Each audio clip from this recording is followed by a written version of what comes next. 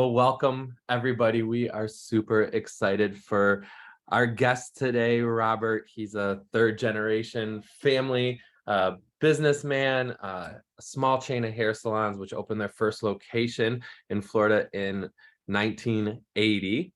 He's not a stylist. He's actually a beauty school dropout. He is one of our favorite people in Southwest Florida, Robert. So welcome, Robert. Well, thank you. It's great to be here. I appreciate you taking the time to have a chat with me. I've been looking forward to this. So tell us a little bit about obviously being a beauty school dropout and how you've gotten to where you're at, because for those that don't know, you have 60 plus employees in your salon, which is just phenomenal.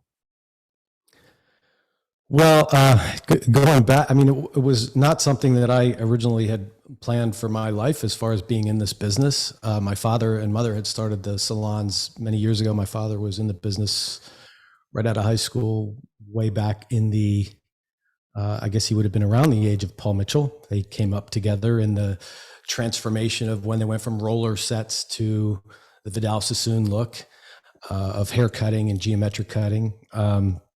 But he had always wanted me to be in the business, and I had no interest in it at all.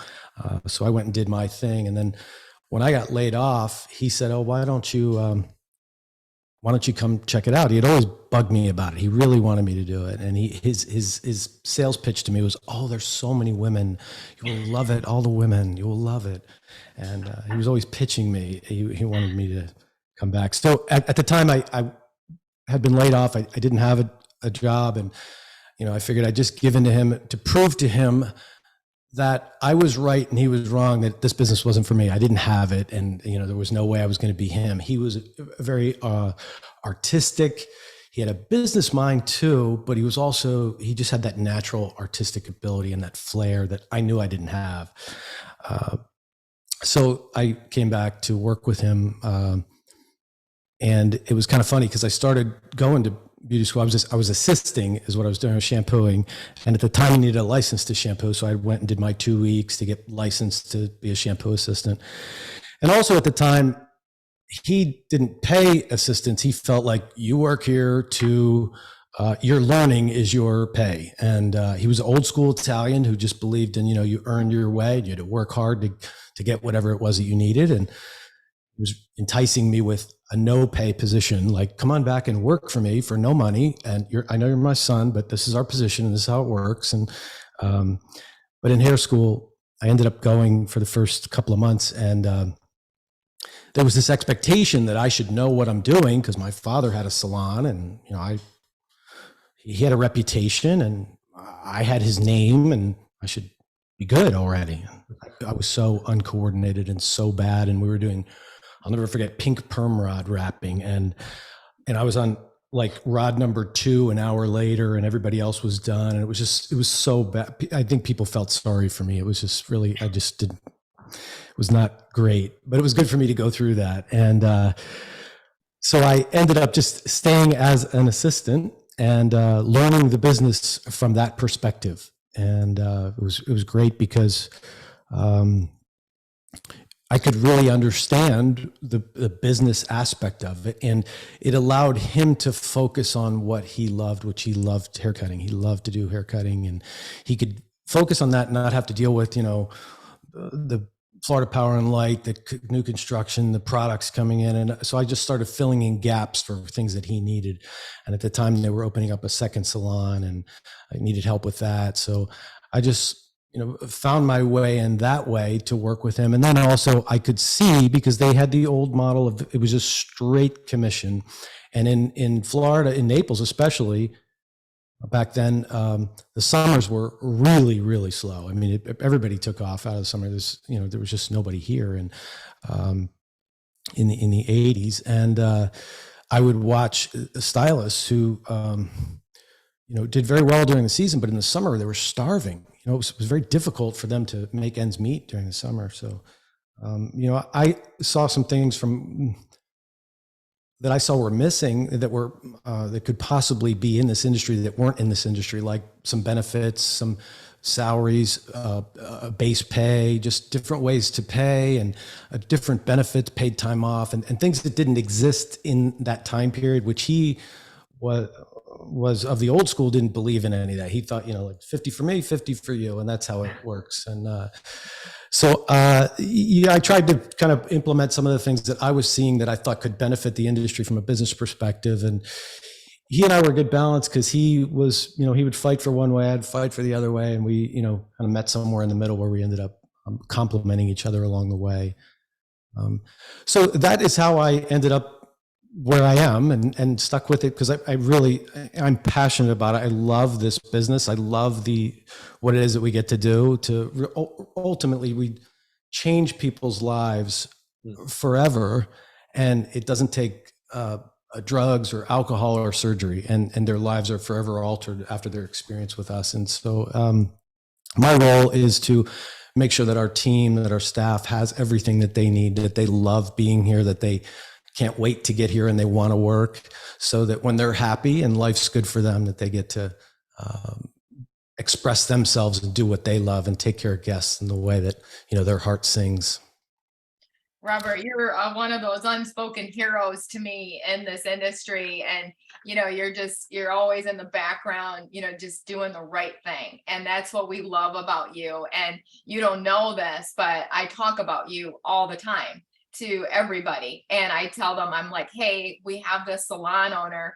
I'm going to tell you how he recruits people. And you totally think out of the box. And so it's interesting, because it's so cool to have you on here face to face, so that all of our listeners and the people that we coach, because we coach a lot of salon owners, and we talk about you.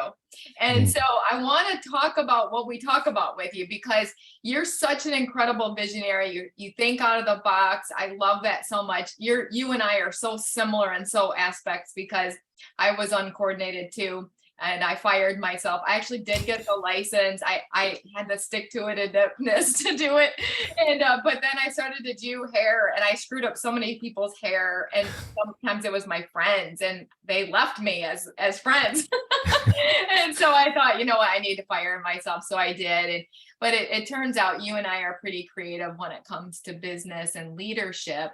And I think more so, not only business strategy, because you've been so great that way, but you're such an incredible leader. And, leadership is just influence, and that's you. And so you walk into our schools, you've got this vibe and this flow about you. You have this incredible charismatic personality, and you're just like, hey, you look at our students, you just drop in. You're the only one who does that. We might have 2 or 3 other ones that do that periodically, but you have been consistent from the day we opened our doors in Fort Myers, Florida, walking in and recruiting. Can you talk about where that mindset came from?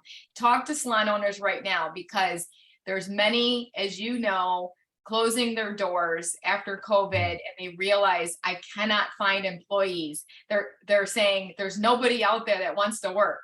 Right. But you find people. You have 60 people. So talk about that.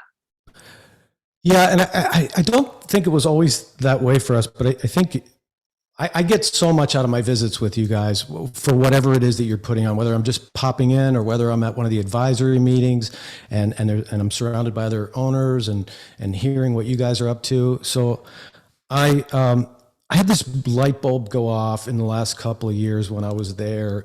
It was actually at an advisory meeting, because we would always come and be a part of the school, but selfishly underneath it all, it was like, we got to go get somebody. And that was in the background of like, let's go find somebody. We'll show up, and we'll look, and we'll talk to the teachers, like, who's the best? Like, sort of, there was this other. It was a motivation. Yes, we wanted people, but that was really it. Like, ultimately, and we were there at the school, which is normal. You go to recruit, you want people, but we would just tend to show up when there was a need. It was at one of the meetings where somebody was. A lot of the meetings are like that. They're people saying, "Oh, you need to tell the student, you need to teach them how to have better manners, and you need to teach them, how to talk to things that sometimes it's up to mom and dad, and they expect schools to teach people like how they were raised. This is mom and dad. We can only do so much here, but there was those hands going up in the advisory meeting saying, do this and do that. And I think the comment was about blowouts. And it was such a great invitation. Sean, I think it was you that said, we would welcome the way that you want it. We would welcome you to come here and do some classes on that. Show them how you want it. Teach them right in the school. We'll give you a platform for it. And that was just so brilliant. It was such a great opportunity for an owner. Like, oh my gosh, I get to teach all these students how I would like them to blow dry for the future, whether they work for me or not. How cool is that? Like, how great. So this open invitation, it just kind of something shifted for us that, well, what if because ultimately it saddens me to see the failure rate of stylists and the business in general, just how difficult it is for people to make it even after going to a great school. It's tough, that transition, those first couple of years after school, and a lot of them don't make it. So we really wanted to do whatever we could to increase the level of success for people. Like, what could we do? Well, we have a lot of resources. We have 60 people who love to give. They have huge hearts. They're passionate about giving to others and making a difference. Serving others always, whether it's with a guest or a coworker. So why can't we put that towards everyone, not just the ones that we want? Why can't we give in that respect? Like, if we could help the whole industry, like everyone in the industry, everyone in all the schools around here be successful. Like if we can have an impact on that, that would make such a much bigger difference than just for us. And then it's going to elevate the whole industry. It's going to elevate everyone when that happens for the industry. So that was just such a shift for us that, like, ultimately when we go now, it is literally everyone, because there are people I know that drive from your school that are driving an hour and a half north of you guys, that are driving all the way south, that I know that they're probably not moving to Naples. They could, we'd always invite them to, but we want to be there to serve them in any way we can to have them be successful. So that's our mindset now completely. We do this, invitation for all of them to please come in and shadow for a day.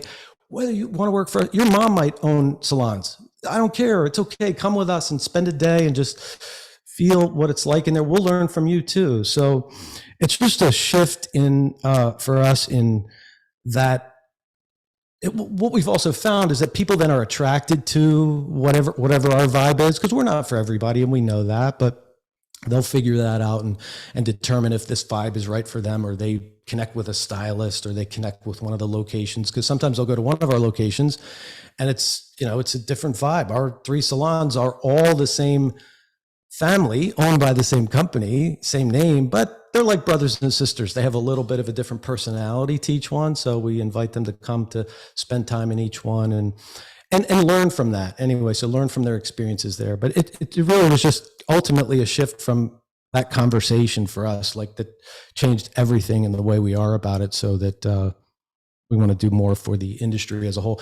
And I know it's like, that's all I hear about, people having a tough time recruiting and getting the right people. But if we tap into what it is that they're passionate about, if we can provide a venue for them to, like, they love doing it, they're passionate. I don't care if they're Gen Z, Gen Y, Gen X, whatever it is.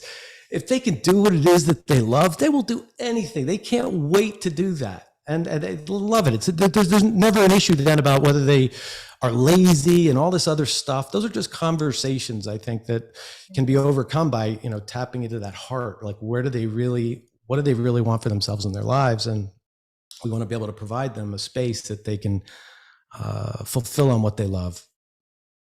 Yeah, that's so incredible. And I love that you said that, because where did that come from? And talk to salon owners right now, because this is, I think, our biggest challenge that we're having, because most salon owners are looking at their numbers and they're drowning, right? And so they're like, I just got to do something fast, and I've just got to get as many people in here as I can. And they're recruiting from other salons. They're recruiting stylists from other salons because they're so desperate, or they're changing their entire business model and turning it into hybrid and saying, I'm so desperate, I'm going to turn this into a chair rental, because I don't know how to keep the doors open. And so, but instead you said, and I've said this from day one, I'm going to focus on leading people to their strengths. I'm going to focus on leading people to their passions. And I haven't shifted my mindset. I know you haven't either. I haven't shifted my strategy. Everyone keeps asking me, like, what are you doing different now? I'm like, nothing.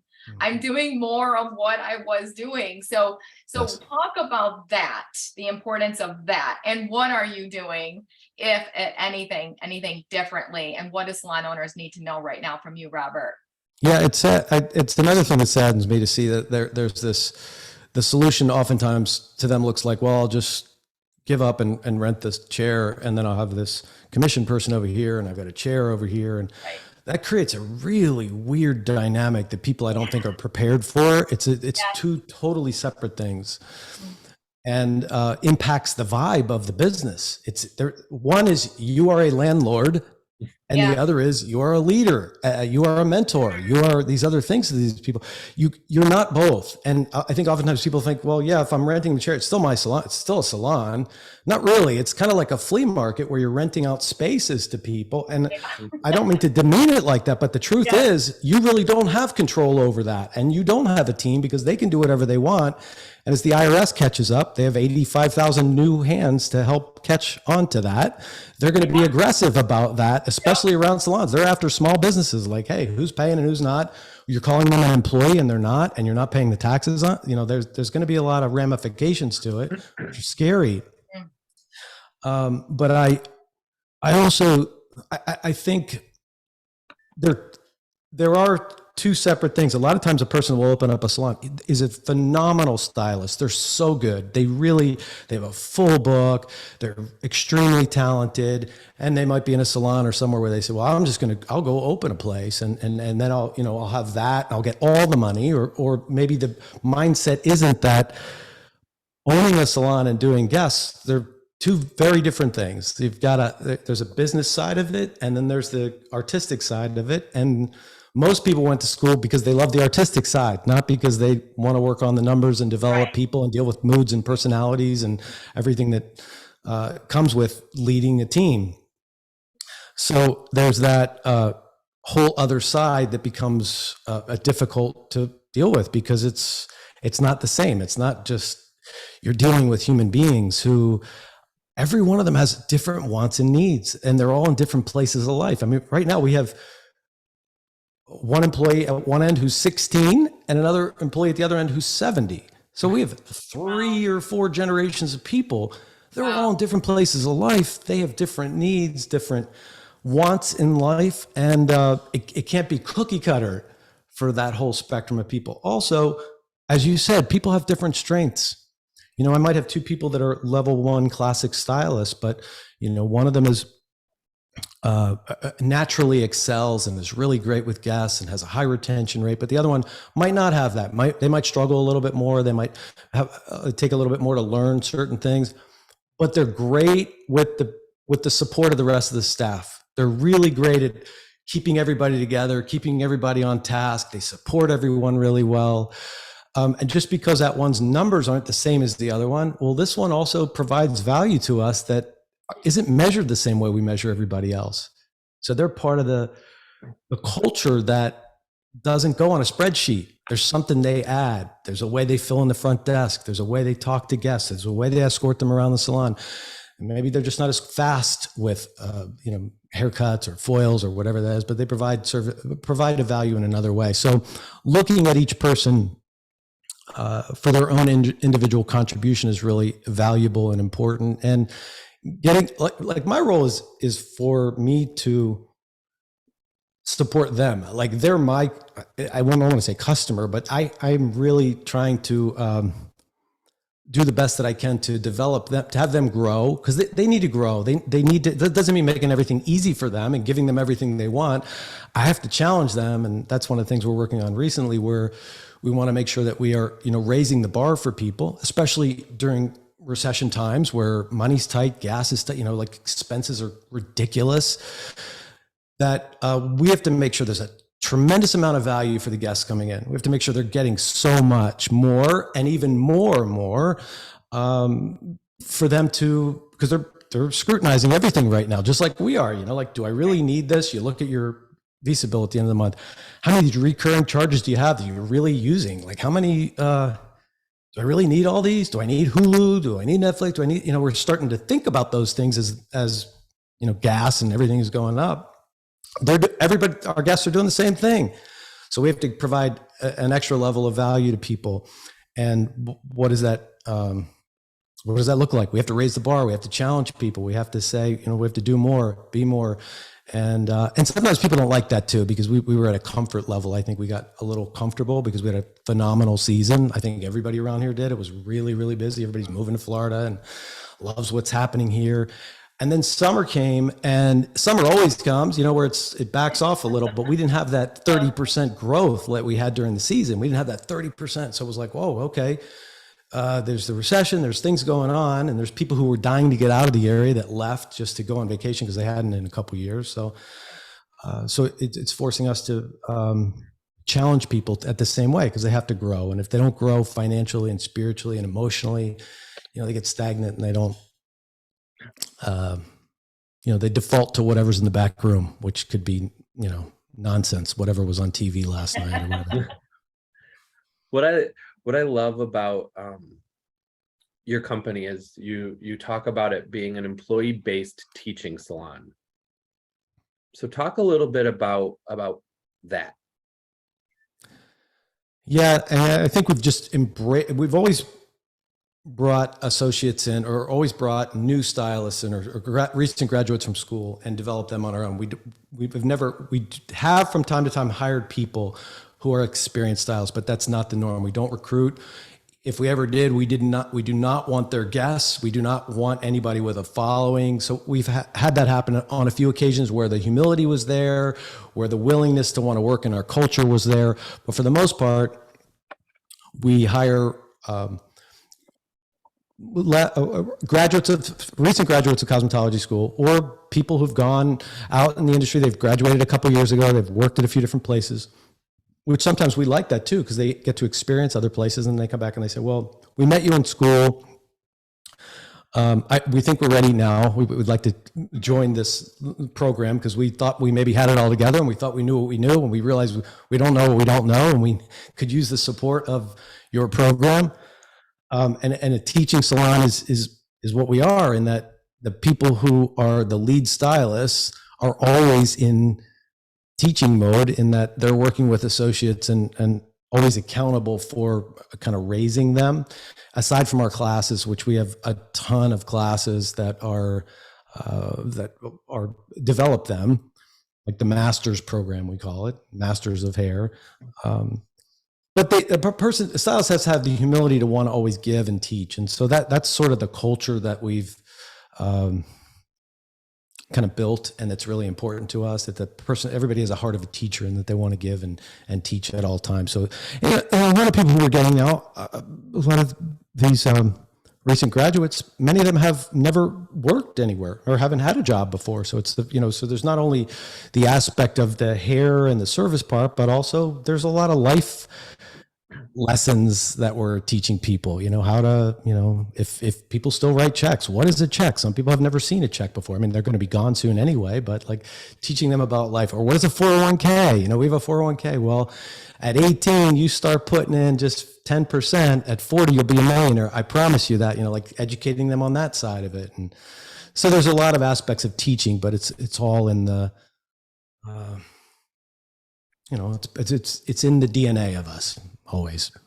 What changes have you seen in your training program over the past few years? Because we all know that there's been some shifts. You have the ones that come fresh out of beauty school that are eager go-getters, ready to go, super excelled, and then you have the ones that are extremely timid. So I'm sure that your training program, from where it used to be the standard, just say, for example, in 6 months you're here, in 9 months you're here, how have you shifted and adapted that? Yeah, it keeps evolving. It's never at this place where I think it's there. And right now, today, actually, um, so we have a mix in the group right now. And a lot of the people who are at that level in our program were kind of COVID graduates from schools. So they didn't get a lot of the in-school, they couldn't. That's how it was. They did things online. So there was, we had to adapt to that, but we didn't know we were adapting to that until we were adapting to that. Like it didn't happen. Like we just thought, oh, they just don't know, or they don't have this group. But then, recognizing that, well, there again, it's the same thing where we do have both types, the hungry type and the excited type, and then the timid, the ones who lack confidence in themselves. They might be really good, but they just don't know that they're good.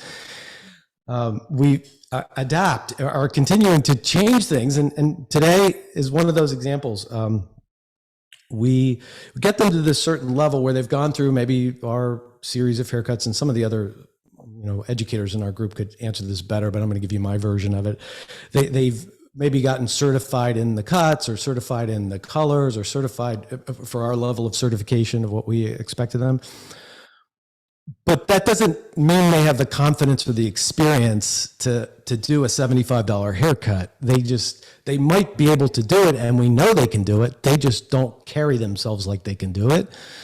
So we just started this new thing, which we've calling it Experience Day, where we take that whole group of 6 to 8 stylists. They're associate stylists, but stylists, they'd be a stylist anywhere else. And we book them with haircuts all day, with 6 to 7 haircuts of people who want to come in, kind of like we call it Operation Hairbrush, where they come in and evaluate us. So it's a free haircut that we line people up for. Today there's 30 guests coming into one of the locations, and that's all that's happening there. There are 4 senior stylists that are going. It gives us a chance to give them feedback live without it being a paying guest, and it's a little less intimidating for them because they know the person's not paying $75 or $80, and they're not being compared to the person next to them who's been doing hair for 20 years. It's just they're all together, and it's just some way that we've adapted to maybe give them that confidence that, hey, you're good. You're really, really, you've got this. And then we measure all the conversations that we have. We listen, because we have 6 steps that they have to follow. And are they doing it like a robot, or is it authentic? Are they really solving problems for people? And so we get to assess that. And that's something new that we've just put in that, before we'd say do a couple models, or we'd do a check off with them and watch them do it. But this is like a real live setting where they've got 6, they got to stay on time. They got to do they got to do the full 6 steps. They're being monitored for if the guest pre-books, because the guest can then pre-book for a discount. So they're learning that conversation. They're educating on products, solving problems on products. So we measure all these things and measure those conversations and let them see. So that's one of the adaptations that we've made. It also gives 30 people a chance to come experience our services that never have, and they're talking about us, and we're slower now anyway. So it's a good time to do that. And we do it on a Monday or a slow day during the week where we get everybody involved. So long answer to your question, but that's kind of where some of the places we've gone to with the evolving. I love that word, evolving, because we have to, as leaders, always be evolving, right? And so this is huge. And so Sean and I, we coach a lot of salon owners that want to scale their business. And so I love where we're going on this conversation, because you talked about you have 3 locations. They're kind of like sisters and brothers. And I love that, because it is going to be a little bit different vibe, because it's different leaders that are in each of the locations, right? And Yes. so talk about, to the salon owner, how did you scale, and what advice do you give to people before they open up their 2nd or 3rd or 4th locations? Like, what is your advice for that?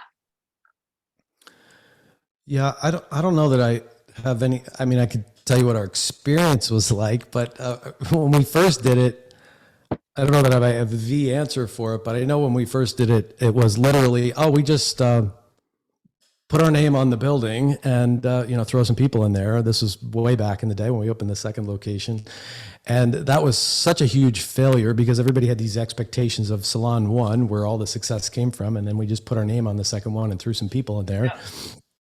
and hoped that it would turn out. And by the end of the 3 years, we had a 3-year lease there. And I'll never forget this. We were so done. We were so over. We knew we had failed. It was miserable. It was, just hurting our reputation. And there wasn't social media, thankfully, because it really would have brought the other one down even further. But I said to the landlord, we're finished, we're done, we're going to be packing up and leaving. And I'm very grateful to Dougal McCorkle of the Village in Venetian Bay, because he said, "Oh, we'd really love to have you stay. What would it take to have you stay?" And I said, "Well, I don't know, a major transformation. We don't know what we're doing. We failed." He said, "Well, tell me numbers wise what it would be." And I wrote this crazy number down, knowing that he was going to say no, because I didn't want to continue it on. And I sent it over to him. And within 5 minutes, he said, "I will fax you over the new contract for what we had asked for." And it was absurd, the deal that he gave us. And so I didn't want to, but for that amount of money, we did. And I'm grateful for him for doing that, because then we also gave us a chance to kind of re-engineer how the whole thing was done. And we've tried many different ways. We've tried, putting seasoned, successful people in who bring their clients from one of our locations to the other one, or but I don't know that there's any particular formula that I could say that I know works for that. I just know that having the correct blend of personalities to create whatever vibe gets created, because they're all different. Like we probably couldn't take them all together and put them all in one, because they all have their own. So what gets created in each one really is up to whatever's in that little group there. So I don't have the direct answer for the best way to do that, because we've screwed up a lot in those ways, but I think we've got a good one now. So I do put a lot of trust in the people that are at each location, because they may get somebody who I think is a superstar and I send them their way, and they don't get the same vibe inside that location. They might be, that we don't see that. They'll be honest with me. We don't get it. We'll try, but we don't see it. And so then we might send them to one of the other locations to see if they work there. And this happens a lot.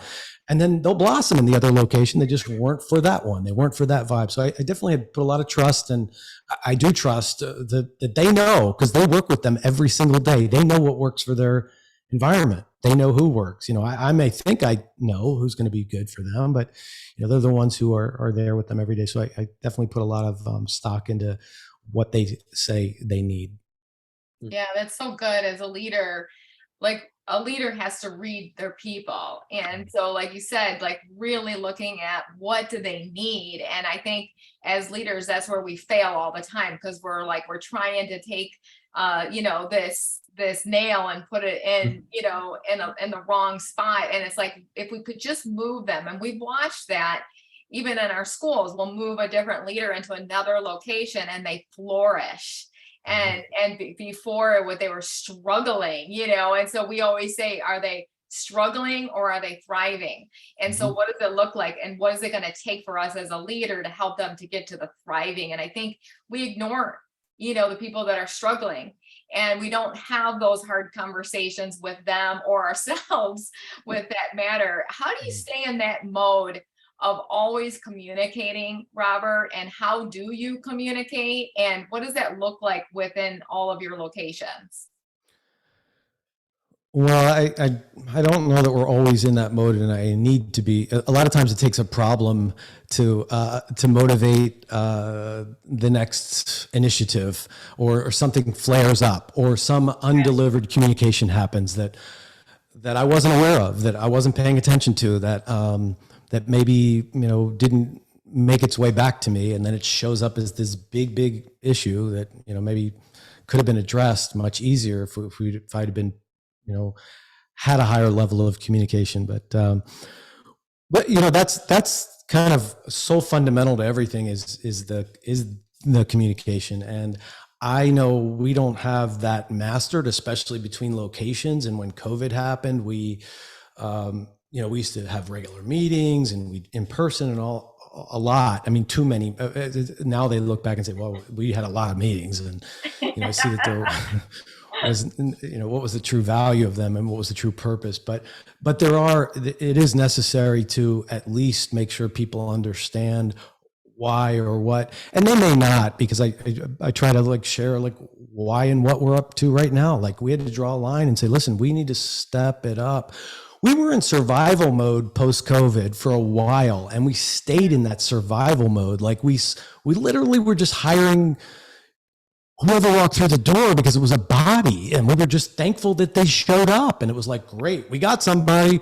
Let's hope they keep showing up, without putting a lot of training and development into them during that post-COVID period that ended up hurting us, because then we were just accepting this mediocrity. We were like, okay, well, we got somebody, there's still people coming, it's working, but we didn't put back in those pieces that are what we were built on, the foundation that we were built on. And it kind of got to be the way that it was. We kind of accepted this new way, like, oh, I guess this is the way it's going to be. And, we have what we have, and we just hope that it all turns out. But then we started looking at a lot of the people that we had. We're like, wait a minute, they never had the way, our way taught to them. We can't expect them to be this phenomenal, a person conveying our love and our message and taking care of people the way we expect them to. They never got our foundation. So more recently, with the summer, this past summer, and the recession and all the stuff that's going on, we started saying we have to get real serious about putting those particles back. It's very important to us to step up the game. And if it means that certain people aren't willing or don't want to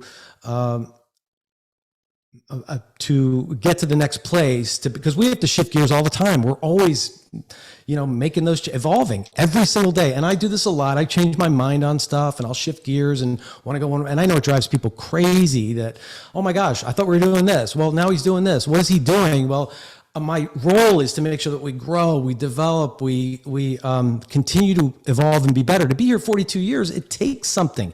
We have to continue to change. We can't be who we were. We can't keep talking about the way that it was. No. Because the way that it was is the way that it was, and that's in the past. We've got to keep making these changes regardless. And I know that makes people uncomfortable, but oftentimes after the uncomfortableness that's where the euphoria is, once we get to the other side of that. So to always be stirring the pot and making sure that we do that. So how we communicate, it's one of the things that happened out of the last advisory meeting that we were at. Heather from Airbar. I always love that I get to hang out with other people in the business, because we get to commiserate and share our misery together, like, oh, how hard it is.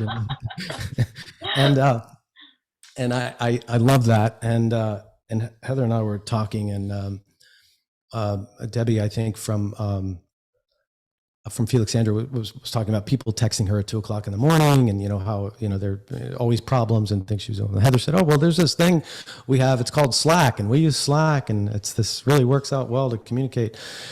Well, the next day, we got everybody on Slack, and we started using Slack, and it's been phenomenal. It's like transformational. I mean, a lot of people in our company hate it because it's over communication, but it allows me to make sure that all communications are there, like in every way, like video communication, text communication. You can turn it on, you can turn it off. But I can deliver a message like this. I can talk to a camera and say, hey, this is what we're going to do next week. And it's up to them to watch it and to hear it. But at least that gets some of the communications out, so they're not left totally in the dark. Now, that's not the same as being with people. There's nothing like that, but at least it's one more access to keeping the message out, keeping people informed, letting them know, and for them to communicate with me too. So both ways for all of it. But that is something else that's always evolving. I love that. So as we kind of wrap up here, what is something that's pressing on your heart that you want to share with salon owners out there? Well, they became a salon owner because there's something that they love about seeing the light bulb go off for that person who's working for them, about seeing them fulfill their passion. There's something they love about that. I mean, they're in this business because they love people, and they love to see people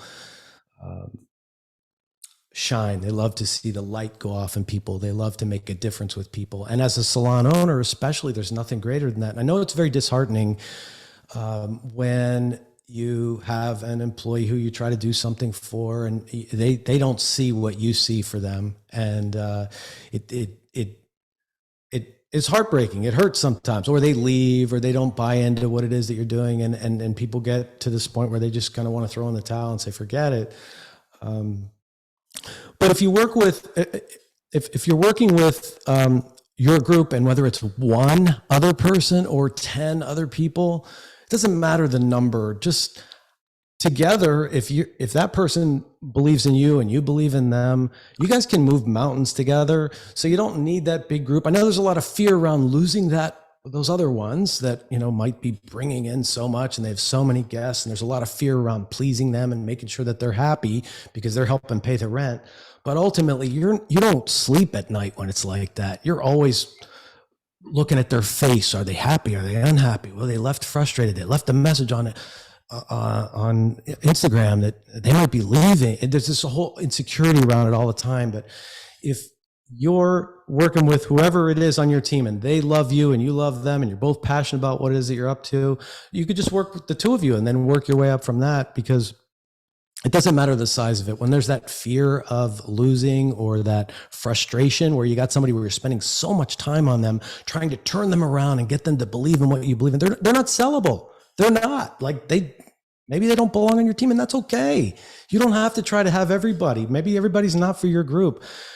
This is something I'm saying internally the same way, not just to other people, because I don't know for other people, but like, hey, if we have people on the team who just are not buying into what we're up to, it's okay. There's nothing wrong with that. They don't all have to believe and buy into it, but we can't spend a lot of energy on that. We have to pick people who want to be here, and then, you know, just say, here's another place for you. You might be better at this location. You might be better at this other company here.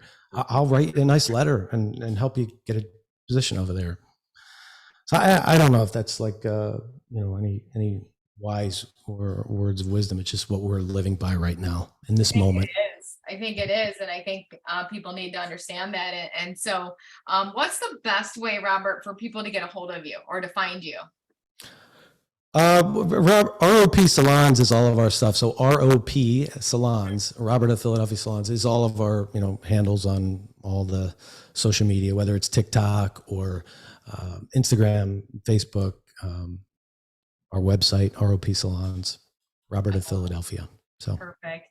Well, we can't thank you enough for doing this. One last piece of advice. What are you working on next in your businesses that you want to share with other salons that they should possibly be working on too, to shift and change their businesses?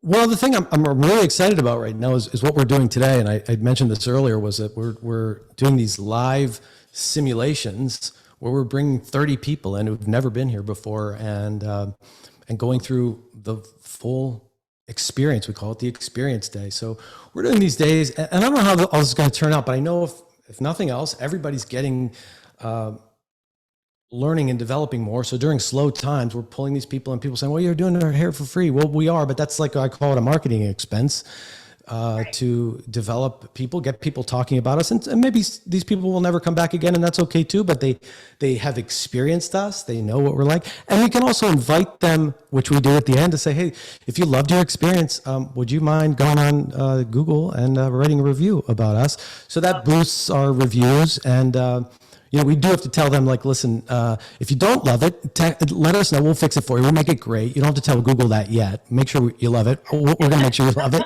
And then kind of bribing them a little bit. But it's an invitation to help the business. And it helps us train people. It helps us develop people. So that's just what we're on to next. And holding people to a higher standard and a higher level of accountability, especially now that we're not so desperate for people. We can turn up the heat on people to expect more of them. It makes them a better person too. So that's my 2 cents. Love that. Great advice. Thank you, Robert, so much for being on today. Of course. My pleasure.